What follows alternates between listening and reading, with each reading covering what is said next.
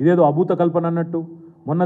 పోయిన యాసంగిలో 3.5 కోట్ల మెట్రిక్ టన్నుల వరిధాన్యం ఉత్పత్తి అయితే అది కూడా జరగలేదన్నట్టు ఏదైతే చిత్రీకరించే ప్రయత్నం చేస్తూ ఉన్నారో ఇది కేవలం కేసీఆర్ గారి మీద బీఆర్ఎస్ మీద ఉన్న కోపాన్ని తెలంగాణ ఒక విఫల ప్రయోగంగా విఫల రాష్ట్రంగా చిత్రీకరించే విధంగా మరి వాళ్ళు ఏదైతే ప్రయత్నం చేస్తూ ఉన్నారో ఇది రాష్ట్రానికి మంచిది కాదు. ఇలాంటి దివాలాకోరు రాజకీయం ఎవరికి కూడా మంచిది కాదు. వాస్తవం ఏంటి అంటే ఇవాళ దేశంలో దివాలా తీసిన కాంగ్రెస్ పార్టీ పొరపాటున ఇక్కడ వాళ్ళు ఇచ్చిన హామీలు నమ్మి ప్రజలు అధికారం ఇస్తే రాష్ట్రం దివాలా తీసిందని మాట్లాడుతుంది. దేశంలో దివాలా తీసిన పార్టీకి ఏదో అనుకోకుండా ఇవాళ అవకాశం వస్తే రాష్ట్రమే దివాలా తీసిందని చెప్పి దివాలాకోరు మాటలు మాట్లాడుతూ ఉన్నారు.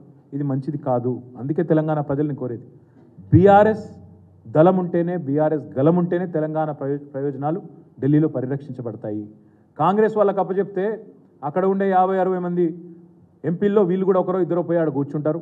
రాహుల్ గాంధీ సిట్ అంటే సిట్టు స్టాండ్ అంటే స్టాండ్ వీళ్ళ వల్ల అయ్యేదేమి కాదు.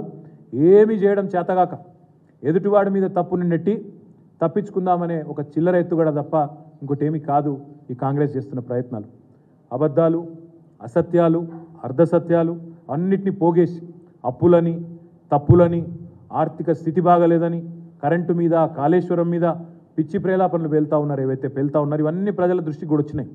ప్రజలు ఇవాళ మా కార్యకర్తలు చెప్తా ఉన్నారు, మా నాయకులు చెప్తా ఉన్నారు, సార్ చర్చ జరుగుతోంది, క్షేత్రంలో చర్చ జరుగుతోంది, 500 బోనస్ ఏమైంది అనే చర్చ ప్రారంభమైంది.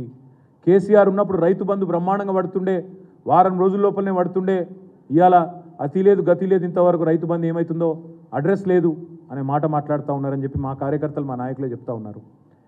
కేసీఆర్ ఉన్నప్పుడు ప్రతిరోజు విడుదల చేస్తుండే, ఎంత పడ్డది ఈరోజు రైతు బంధు, ఎన్ని వందల ఎకరాలకు పడ్డది, ఇవాళ ఎన్ని లక్షల మంది రైతులకు పోయింది రైతు బంధు అని చెప్పి వారం రోజుల్లో కంప్లీట్ చేస్తుండే. వీళ్ళు వచ్చిన తర్వాత ఆ ముఖ్యమంత్రి గారు మాట్లాడే మాటలు వింటుంటే ప్రజలు నవ్వుకుంటున్నారు అనే మాట కూడా మా నాయకులు కార్యకర్తలు చెప్తా ఉన్నారు. ఆయన ఎంత హాస్యాస్పదంగా మొన్న చెప్పినారో ఒక మా నాయకుడు వివరించి చెప్తా ఉండే. డిసెంబర్లో స్టార్ట్ అయ్యి మార్చి దాకా వేస్తుండే రైతు బంధు పోయిన ప్రభుత్వం అని రేవంత్ రెడ్డి చెప్తుంటే రైతులు నవ్వుకుంటున్నారు. ఎందుకంటే 12 సార్లు, ఒకసారి కాదు 2 సార్లు కాదు, 12 సార్లు వారం రోజుల్లోనే 7,000 కోట్లు జమ చేసిన నాయకుడు కేసీఆర్ గారు రైతుల ఖాతాల్లో.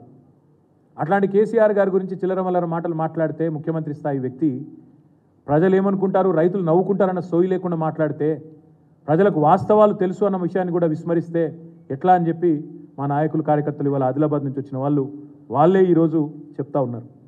సొంత రాష్ట్ర పరపతిని తగ్గించే విధంగా, ఇవాళ పలుకుబడిని పలచన చేసే విధంగా వితండవాదాలు, వింత వాదనలు, పనికిమాలిన అంశాలు తెర మీదకి తీసుకొచ్చి అదేదో జరిగిపోయింది, ఏదో తప్పు జరిగినట్టు ల్యాండ్ క్రూజర్లని పనికిమాలిన మాటలు మాట్లాడి ఇవాళ చేయాల్సినవి చేయకుండా తెలంగాణ బ్రాండ్ ఇమేజ్ని దెబ్బతీసే ప్రయత్నం ఏదైతే కాంగ్రెస్ చేస్తున్నదో దాన్ని బట్టి అర్థం చేసుకోవచ్చు వాళ్ళ రాజకీయ ఆలోచన ఎంత వికృతమైందో.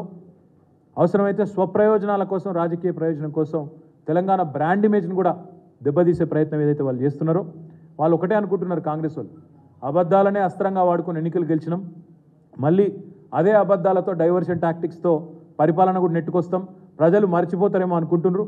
మేము మాత్రం మర్చిపోనీయం ప్రజలను. 100 రోజులు అన్నారు, మీరు 100 రోజుల్లో చేయకపోతే మిమ్మల్ని బొందబెట్టేది ఖాయమైన దిశగా తప్పకుండా ప్రజలను ఉద్యుక్తులను చేస్తాం. కౌంట్ డౌన్ ప్రారంభమైంది, 30 రోజులు అయిపోయింది, 70 రోజులే మిగిలింది. తప్పకుండా ఈ విషయంలో ప్రజల్ని తప్పకుండా చైతన్యవంతుల్ని చేస్తాం.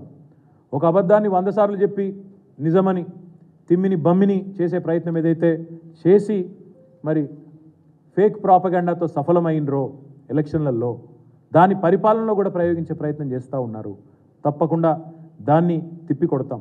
అందుకే మన ప్రజలకు ఇంకొకటి కూడా ఇవాళ మా కార్యకర్తలకు కూడా ఇచ్చాం. మేము చేసింది అప్పులు కాదు, మేము చేసింది అప్పులు కాదు, ఆస్తులు సృష్టించినాం తెలంగాణ రాష్ట్రం కోసం. 50 లక్షల కోట్ల పైచిలకు ఆస్తులు సృష్టించాం. ఏ రంగంలో ఏం చేసినామో చెప్పే స్వేదపత్రాన్ని కూడా మా ప్రతి నాయకుడికి, ప్రతి కార్యకర్త కూడా ఇస్తూ ఉన్నాం. అద్భుతమైన ఆర్థిక సమృద్ధితో తెలంగాణని ఇవాళ అగ్రగామి రాష్ట్రంగా భారతదేశంలో నిలబెట్టిన దక్షత కేసీఆర్ నాయకత్వానిది. అవే వాస్తవాలను లెక్కలతో సహా అటు శాసనసభలో చెప్పినాం, ఇటు ప్రజాక్షేత్రంలో కూడా రేపటి రోజున చెప్తాం. పారే నీళ్లు సాక్ష్యం, తాగే నీళ్లు సాక్ష్యం, పండిన పంటలు సాక్ష్యం, కరెంటు వెలుగులు సాక్ష్యం. ఇవన్నీ కళ్ళెదురుగా కనబడుతున్న వాస్తవాలు కాదని నేను ప్రజలను అడుగుతా ఉన్నాను. అందుకే మనం చేసిన మంచి పనులు పల్లెల్లో, పట్టణాల్లో ఏవైతే కనబడుతున్నాయో వాటినే చూపెట్టి ప్రజలని ఓటు అడగండి, పార్లమెంట్లో తెలంగాణ గలం వినిపించే విధంగా తీర్పునివ్వండి అనే మాట కూడా చెప్తా ఉన్నాం.